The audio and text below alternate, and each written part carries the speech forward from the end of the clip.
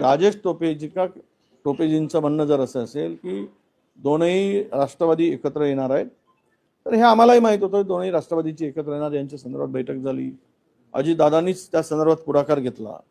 आता ते जर म्हणत असतील की या बैठकीशी आणि एकत्र येण्याशी अजितदादांच्या प्लेन पडण्याचा संबंध आहे, क्रॅश होण्याचा संबंध आहे, तर मला वाटतं या संदर्भात चौकशीची मागणी एनसीपीने केली पाहिजे आणि स्पष्टता आणली पाहिजे.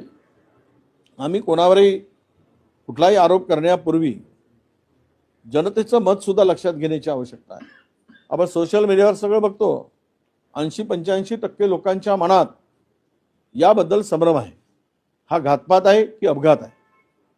त्यामुळे सरकारनं उच्चस्तरीय चौकशी केली पाहिजे.